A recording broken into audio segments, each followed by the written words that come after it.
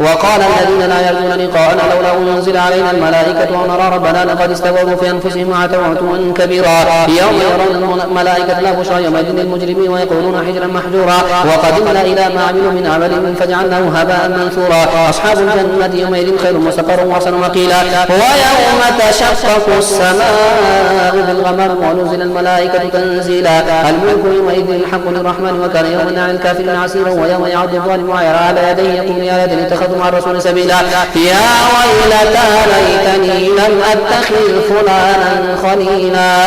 لقد أضلني عن الذكر بعد إذ جاءني وكان الشيطان للإنسان خذولا وقال الرسول يا رب إن قوم اتخذوا هذا القرآن مهجورا وكذلك جعلنا لكل نبي عدوا من المجرمين وكفى بربك هاديا ونصيرا وقال الذين كفروا إن هذا إلا إفك افتراه وعانوا عليه فمن أخذوا فقد جاءوا ظلما وزورا فقلنا اذهبا إلى القوم الذين كذبوا بآياتنا فدمرناهم تدميرا وقوم نوح لما كذبوا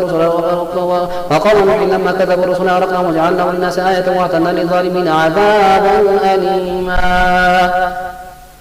وكذلك جعلنا لكل نبي عدوا من المجرمين وكفى بربك هاديا ونصيرا وقال الذين كفروا لولا نزل عليه القرآن جملة واحدة كذلك لنثبت به فؤادك ورتلناه ترتيلا ولا يأتونك بمثل إلا جئناك بالحق وأحسن تفسيرا الذين يحشرون على وجوههم إلى جهنم أولئك شر مكانا وأضل سبيلا ولقد آتينا موسى الكتاب وجعلنا معه أخاه هارون وزيرا فقلنا اذهبا إلى القوم الذين كذبوا بآياتنا فدمرناهم تدميرا وقوم نوح لما كذبوا الرسل أغرقناهم وجعلناهم للناس آية وأعتدنا للظالمين عذابا أليما وعادا وثمود أصحاب الرس وقرونا بين ذلك كثيرا وكلا ضربنا له الأمثال وكلا تبرنا تتبيرا ولقد أتوا على القرية التي أمطرت مطر السوء أفلم يكونوا يرونها بل كانوا لا يرجون نشورا وإذا رأوك يتخذونك إلا هزوا هذا الذي بعث الله رسولا إن كاد ليضلنا عن آلهتنا لولا صبرنا عليها وسوف يعلمون حين يرون العذاب من أضل سبيلا أرأيت من اتخذ إلهه هواه أفأنت تكون عليه وكيلا أم تحسب أن أكثرهم يسمعون أو يعقلون إن هم إلا كالأنعام بل هم أضل سبيلا ألم تر إلى ربك كيف مد الظل ولو شاء لجعله ساكنا ثم جعلنا الشمس عليه دليلا ثم قبضناه إلينا قبضا يسيرا وهو الذي جعل لكم الليل لباسا والنوم سباتا وجعل النهار نشورا وهو الذي أرسل الرياح بشرا من بين يدي رحمته وأنزلنا من السماء ماء طهورا لنحيي به بلدة ميتا ونسقيه مما خلقنا أنعاما وناسيا كثيرا ولقد صرفناه بينهم ليذكروا فأبى أكثر الناس إلا كفورا ولو شئنا لبعثنا في كل قرية نذيرا فلا تطع الكافرين وجاهدهم به جهادا كبيرا وهو الذي مرج البحرين هذا عذب فرات وهذا ملح أجاجا وجعل بينهما برزخا وحجرا محجورا وهو الذي خلق من الماء بشرا فجعله نسبا وصهرا وكان ربك قديرا ويعبدون من دون الله ما لا ينفعهم ولا يضرهم وكان الكافر على ربه ظهيرا وما أرسلناك إلا مبشرا ونذيرا قل ما أسألكم عليه من أجر إلا من شاء أن يتخذ إلى ربه سبيلا وتوكل على الحي الذي لا يموت وسبح بحمده وكفى به بذنوب عباده خبيرا الذي خلق السماوات والأرض وما بينهما في 6 أيام ثم استوى على العرش الرحمن فاسأل به خبيرا وإذا قيل لهم اسجدوا للرحمن قالوا وما الرحمن أنسجد لما تأمرنا وزادهم نفورا تبارك الذي جعل في السماء بروجا وجعل فيها سراجا وقمرا منيرا وهو الذي جعل الليل والنهار خلفة لمن أراد أن يذكر أو أراد شكورا وعباد الرحمن الذين يمشون على الأرض هونا وإذا خاطبهم الجاهلون قالوا سلاما هو الذي يبيت لربهم سجدا وقياما والذين يقولون ربنا اصرف عنا عذاب جهنم إن عذابها كان غراما إنها ساءت مستقرا ومقاما والذين إذا أنفقوا لم يسرفوا ولم يقتروا وكانوا بين ذلك قواما والذين لا يدعون مع الله إلها آخر ولا يقتلون النفس التي حرم الله إلا بالحق ولا يزنون ومن يفعل ذلك يلقى أثاما يضاعف له العذاب يوم القيامة ويخلد فيه مهانا إلا من تاب وآمن وعمل عملا صالحا فأولئك يدخلون الجنة ولا يظلمون شيئا إلا من تاب وآمن وعمل عملا صالحا فأولئك يبدل الله سيئاتهم حسنات وكان الله غفورا رحيما ومن تاب وعمل صالحا فإنه يتوب إلى الله متابا والذين يشهدون الزور وإذا مروا باللغو مروا كراما والذين إذا ذكروا بآيات ربهم لم يخروا عليها صما وعميانا والذين يقولون ربنا هب لنا من أزواجنا وذرياتنا قرة أعين واجعلنا للمتقين إماما أولئك يجزون الغرفة بما صبروا ويلقون فيها تحية وسلاما خالدين فيها حسنة مستقرا ومقاما قل ما يعبأ بكم ربي لولا دعاؤكم فقد كذبتم فسوف يكون لزاما طاسيم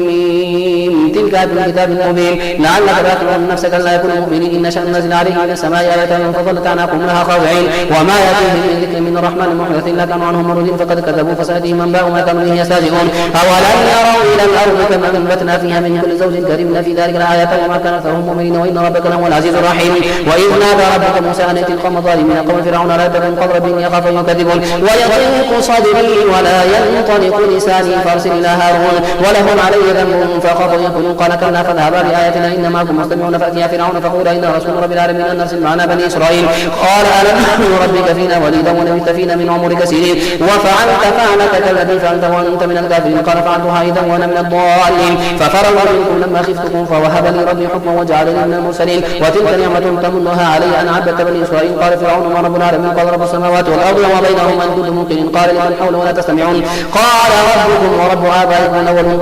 قال إن رسولكم الذي أرسل إليكم لمجنون قال رب المشرق والمغرب وما بينهما إن كنتم تاخرون قال لئن اتخذت إلها غيري لجعلنك من المسجونين قال أولو جئتك بشيء مبين قال فأت به إن كنت من الصادقين فألقى عصاه فإذا هي ثعبان مبين ونزع يده فإذا هي بيضاء للناظرين قال للملأ حوله إن هذا لساحر عليم يريد أن يخرجكم من أرضكم بسحره فماذا تأمرون قالوا أرجه وأخاه وابعث في المدائن حاشرين يأتوك بكل سحار عليم فجمع السحرة لميقات يوم معلوم وقيل للناس هل أنتم مجتمعون لعلنا نتبع سحرة كانوا من الغالبين فلما جاء السحرة قالوا فرعون أئن لنا لأجرا إن كنا نحن الغالبين قال نعم وإنكم لذن من المقربين قال لهم موسى أنتم منكم فالقوا حبالهم وعصيهم وقالوا بعزة فرعون إنا لنحن الغالبون فألقى موسى عصاه فإذا هي تلقف ما في كل فألقي السحرة ساجدين قالوا آمنا برب العالمين رب موسى وهارون قال آمنتم له قبل أن آذن لكم إنه لكبيركم الذي علمكم السحر فلا سوف تعلمون لأقطعن أيديكم وأرجلكم من خلاف ولأصلبنكم أجمعين قالوا لا غير إنا إلى ربنا منقلبون إنا نطمع أن يغفر لنا ربنا خطايانا إن كنا أول المؤمنين وأوحينا إلى موسى أن أسر بعبادي إنكم متبعون فارسل فرعون في المدائن حاشرين إن هؤلاء لشرذمة قليلون وإنهم لنا لغائظون وإنا لجميع حاذرون فأخرجناهم من جنات وعيون وكنوز ومقام كريم كذلك ورثناها بني إسرائيل فأتبعوا مشركون فلما ترى الجمعان قال أصحاب موسى إنا لمدركون قال كلا إن معي ربي سيهدين فأوحينا إلى موسى أن اضرب بعصاك البحر فانفلق فكان كل فرق كالطول العظيم وازلفنا ثم الآخرين ولينا موسى ومن معه أجمعين ثم أغرقنا الآخرين إن في ذلك لآية وما كان أكثرهم مؤمنين وإن ربك لهو العزيز الرحيم واتل عليهم نبأ إبراهيم إذ قال لأبيه وقومه ما تعبدون قالوا نعبد أصناما فنظل لها عاكفين قال هل يسمعونكم يتدعون ينفعونكم أو يضرون قالوا بل وجدنا آباءنا كذلك يفعلون قال فرأيتم ما كنتم تعبدون أنتم وآباؤكم يخدمون فإنه عدو لي إلا رب العالمين الذي خلقني فهو يهدين والذي هو يطعمني ويسقين وإذا مرضت فهو يشفين والذي يميتني ثم يحيين والذي أطمع أن يغفر لي خطيئتي يوم الدين ربي هب لي حكما والحكم من صالح واجعلني لسان صدق في الآخرين واجعلني من ورثة جنة النعيم واغفر لي أبي إنه كان من الضالين ولا تخزني يوم يبعثون يوم لا ينفع مال ولا بنون إلا من أتى الله بقلب سليم وأزلفت الجنة للمتقين وبرزت الجحيم للغاوين وقيل لهم أينما كنتم تعبدون من دون الله هل ينصرونكم أم ينتصرون فكبكبوا فيها هم الغاوون وجنود إبليس أجمعون قالوا وهم فيها يختصمون الله إن كنا في ضلال مبين إذ نسويكم برب العالمين وما أضلنا إلا المجرمون فما لنا من شافع ولا صديق حميم فلو أن لنا كرة فنكون من المؤمنين إن في ذلك لآية وما كان أكثرهم مؤمنين وإن ربك لهو العزيز الرحيم كذبت قوم نوح المرسلين إذ قال لهم أخوهم نوح ألا تتقون إني لكم رسول منهم فاتقوا الله وأطيعون وما أسألكم عليه من أجر إن أجري إلا على رب العالمين فاتقوا الله وأطيعون قالوا ونؤمنك واتبعك الأرذلون قالوا ما علم بما كانوا يعملون إن حسابهم إلا على ربنا وتشعرون وما أنا بطارد المؤمنين إن أنا إلا نذير مبين قالوا وإن لم تنته يا نوح لتكونن من المرجومين قال ربي إن قومي كذبون فافتح بيني وبينهم فتحا ونجني ومن معي من المؤمنين فأنجيناه ومن معه في الفلك المشحون ثم أغرقنا بعد الباقين إن في ذلك لآية وما كان أكثرهم مؤمنين وإن ربك لهو العزيز الرحيم كذبت عاد المرسلين إذ قال لهم أخوهم هود لا تتقون إني لكم رسول أمين فاتقوا الله وأطيعون وما أسألكم عليه من أجر إن أجري إلا على رب العالمين تبدون في كل ريع آية تعبثون وتتخذون مصانع لعلكم تخلدون وإذا بطشتم جبارين فاتقوا الله وأطيعون واتقوا الذي أمدكم بما تعلمون أمدكم بأنعام وبنين وجنات وعيون إن يخاف عليكم عذاب يوم عظيم قالوا سواء علينا أوعظت أم لم تكن من الواعظين إن هذا إلا خلق الأولين وما نحن بمعذبين فكذبوه فأهلكناهم إن في ذلك لآية وما كان أكثرهم مؤمنين وإن ربك لهو العزيز الرحيم كذبت ثمود المرسلين إذ قالوا أخوهم صالح لا تتقون إني لكم رسول أمين فاتقوا الله وأطيعون وما أسألكم عليه من أجر إن أجري إلا على رب العالمين تتركون فيما هاهنا آمن في جنات وعيون وزروع ونخل طلعها هضيم وتنحتون من الجبال بيوتا فارهين فاتقوا الله وأطيعون ولا تطيعوا أمر المسرفين الذين يفسدون في الأرض لا يصلحون قالوا إنما أنت من المسحرين ما أنت إلا بشر مثلنا فأت بآية إن كنت من الصادقين قال هذه ناقة لها شرب ولكم شرب يوم معلوم ولا تمسوها بسوء فيأخذكم عذاب يوم عظيم فعقروها فأصبحوا نادمين فأخذهم العذاب إن في ذلك لآية وما كان أكثرهم مؤمنين وإن ربك لهو العزيز الرحيم كذبت قوم لوط المرسلين إذ قال لهم أخوهم لوط لا تتقون إني لكم رسول أمين فاتقوا الله وأطيعون وما أسألكم عليه من أجر إن أجري إلا على رب العالمين تأتون ذكران من العالمين وتذرون ما خلق لكم ربكم من أزواجكم بل أنتم قوم عادون قالوا لئن لم تنته يا لوط لتكونن من المخرجين قال إني لعملكم من القالين رب نجني وأهلي مما يعملون فنجيناه وأهله أجمعين إلا عجوزا في الغابرين ثم دمرنا الآخرين وامطرنا عليهم مطرا فساء مطر المنذرين إن في ذلك لآية وما كان أكثرهم مؤمنين وإن ربك لهو العزيز الرحيم كذب أصحاب الأيكة المرسلين إذ قال لهم شعيب لا تتقون إني لكم رسول أمين فاتقوا الله وأطيعون وما أسألكم عليه من أجر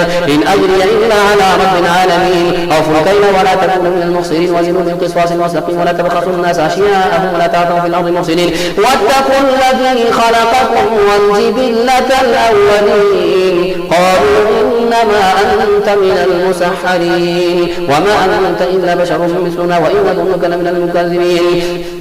فأسقط علينا كسفا من السماء إن كنت من الصادقين قال ربي أعلم ما تعبدون فكذبوه فأخذهم عذاب يوم الظلة إنه كان عذاب يوم عظيم إن في ذلك لآية وما كان أكثرهم مؤمنين وإن ربك لهو العزيز الرحيم وإنه لتنزيل رب العالمين نزل به الروح الأمين على قلبك لتكون من المنذرين بلسان عربي مبين وإنه لفي زبر الأولين أولم يكن لهم آية أن يعلمه علماء بني إسرائيل ولو نزلناه على بعض الأعجمين فقرأوا عليه ما كانوا به مؤمنين كذلك سلكناه في قلوب المجرمين لا يؤمنون به حتى يرون العذاب الأليم فيأتيهم بغتة وهم لا يشعرون فيقولوا هل نحن منظرون فبعذابنا يستعجلون فرأيت إن متعناهم سنين ثم جاءهم ما كانوا يوعدون ما أغنى عنهم ما كانوا يمتعون وما أهلكنا من قرية إلا لها منذرون ذكرى وما كنا ظالمين وما تنزلت به الشياطين وما ينبغي لهم وما يستطيعون إنهم عن السمع لمعزولون فلا تدعوا مع الله إلها آخر فتكون من المعذبين وأنذر عشيرتك الأقربين واخفض جناحك لمن اتبعك من المؤمنين فإن عصوك فقل إني بريء مما تعملون وتوكل على العزيز الرحيم الذي يراك حين تقوم وتقلبك في الساجدين إنه هو السميع العليم هل أنبئكم على من تنزل الشياطين تنزل على كل فاكهة يلقون السمع وأكثرهم كاذبون وشعراء يتبعهم الغاوون ألم تر أنهم في كل واد يهيمون وأنهم يقولون ما لا يفعلون إلا الذين آمنوا وعملوا الصالحات وذكروا الله كثيرا وانتصروا من بعد ما ظلموا وسيعلم الذين ظلموا أي منقلب ينقلبون القرآن والكتاب المبين هدى وبشرى للمؤمنين الذين يقيمون الصلاة ويؤتون الزكاة وهم بالآخرة هم يوقنون إن الذين لا يؤمنون بالآخرة زينا لهم أعمالهم فهم يعمهون أولئك الذين لهم سوء العذاب وهم في الآخرة هم الأخسرون وإنك لتلقى القرآن من لدن حكيم عليم إذ قال موسى لأهله إني آنست نارا سآتيكم منها بخبر وآتيكم بشهاب قبس لعلكم تصطلون فلما جاءها نودي أن بورك من في النار ومن حولها وسبحان الله رب العالمين يا موسى إنه أنا الله العزيز الحكيم وألقي عصاك فلما رآها تهتز كأنها جان ولا مدبرا ولم يعقب يا موسى لا تخف إني لا يخاف لدي المرسلون إلا من ظلم ثم بدل حسنا بعد سوء فإني غفور رحيم وأدخل لك في جيبك تخرج بيضاء من غير سوء في 9 آيات إلى فرعون وقومه إنهم كانوا قوما فاسقين فلما جاءتهم آياتنا مبصرة قالوا هذا سحر مبين وجحدوا بها واستيقنتها أنفسهم ظلما وعلوا فانظر كيف كان عاقبة المفسدين ولقد آتينا داود وسليمان علما وقال الحمد لله الذي فضلنا على كثير من عباده المؤمنين وورث سليمان داود وقال يا أيها الناس علمنا منطق الطير وأوتينا من كل شيء إن هذا هو الفضل المبين. وحشر لسليمان جنوده من الجن والإنس والطير فهم يوزعون حتى إذا أتوا على وادي النمل قالت نملة يا أيها النمل ادخلوا مساكنكم لا يحطمنكم سليمان وجنوده وهم لا يشعرون. فتبسم ضاحكا من قولها وقال ربي أوزعني أن أشكر نعمتك التي أنعمت علي وعلى والدي وأن أعمل صالحا ترضاه وادخلني برحمتك في عبادك الصالحين. وتفقد الطير فقال ما لي لا أرى هدهدا كان من الغائبين لأعذبنه عذابا شديدا أو لأذبحنه أو ليأتيني بسلطان مبين. فمكث غير بعيد فقال حتى بما تحب به وجئتك من سبأ بنبأ يقين إني وجدت امرأة تملكهم وأوتيت من كل شيء ولها عرش عظيم وجدتها وقومها يسجدون للشمس من دون الله وزين لهم الشيطان أعمالهم فصدهم عن السبيل فهم لا يهتدون. ألا يسجدوا لله الذي يخرج الخبأ في السماوات والأرض ويعلم ما تخفون وما تعلنون. الله لا إله إلا هو رب العرش العظيم. قال سننظر صدقا كنت من الكاذبين اذهب بكتابي هذا فالقه اليهم ثم تولى عنهم فانظر ماذا يرجعون. قالت يا ايها الملأ اني القي الي كتاب كريم انه من سليمان وانه بسم الله الرحمن الرحيم لا تعلوا علي واتوني المسلمين. قالت يا ايها الملأ افتوني في امري ما كنت قاطعة امرا حتى تشهدون. قالوا نحن اولو قوة واولو بأس شديد والامر اليك فانظري ماذا تأمرين. قالت ان الملوك اذا دخلوا قرية نفسدوها وجعلوا اعزة اهلها اذلة وكذلك يفعلون. وإني مرسلة إليهم بهدية فناظرة بمن يرجع المرسلون. فلما جاء سليمان قال تريدونني بمال فما آتاني الله خير مما آتاكم بل أنتم بهديتهم تفرحون. ارجع إليهم فلنأتينهم بجنود لا قبل لهم بها ولنخرجنهم منها أذلة وهم صاغرون. قال يا أيها الملأ أيكم يأتيني بعرشها قبل أن يأتوني مسلمين. قال عفريت من الجن أنا آتيك به قبل أن تقوم بمقامك وإني عليه لقوي أمين. قال الذي عنده علم من الكتاب أنا آتيك به قبل أن يرتد إليك طرفك فلما رآه مستقرا عنده قال هذا من فضل ربي ليبلوني أشكر أم أكفر. ومن شكر فإنما يشكر لنفسه ومن كفر فإن ربي غني كريم. قال نكروا لها عرشها ننظر تهتدي أم تكون من الذين لا يهتدون. فلما جاءت إلى هكذا عرشه قالت كأنه هو وأوتينا العلم من قبلها وكنا مسلمين وصدها ما كانت تعبد من دون الله إنها كانت من قوم كافرين. قيل لها ادخلي الصرح فلما رأته حسبته لجة وكشفت عن ساقيها قال إنه صرح ممرد من قوارير. قالت ربي إني ظلمت نفسي وأسلمت مع سليمان لله رب العالمين. ولقد أرسلنا إلى ثمود أخاهم صالحا أن اعبدوا الله فإذا هم فريقان يختصمون. قال يا قوم لم تستعجلون بالسيئة قبل الحسنة أو لا تستغفرون الله لعلكم ترحمون. قالوا طيرنا بك وبمن معك قال طائركم عند الله وأنتم قوم تفتنون. وكان في المدينة 9 رهط يفسدون في الأرض ولا يصلحون. قالوا تقاسموا بالله لنبيتنه أهله ثم لنقولن لوليه ما شهدنا مهلك أهله وإنا لصادقون. ومكروا مكرا ومكرنا مكرا وهم لا يشعرون. فانظر كيف كان عاقبة مكرهم أنما دمرناهم وقومهم أجمعين. فتلك بيوتهم خاوية بما ظلموا إن في ذلك لآية لقوم يعلمون وأنجينا الذين آمنوا وكانوا يتقون. ولوطا إذ قال لقومه أتأتون الفاحشة وأنتم تبصرون أئنكم لتأتون الرجال شهوة من دون النساء بل أنتم تجهلون. فما كان جواب قومه إلا أن قالوا أخرجوا آل لوط من قريتكم إنهم أناس يتطهرون. فأنجيناه وأهله إلا امرأته قدرناها من الغابرين. وأمطرنا عليهم مطرا فساء مطر المنذرين. قل الحمد لله وسلام على عباده الذين اصطفى الله خير أم ما يشركون.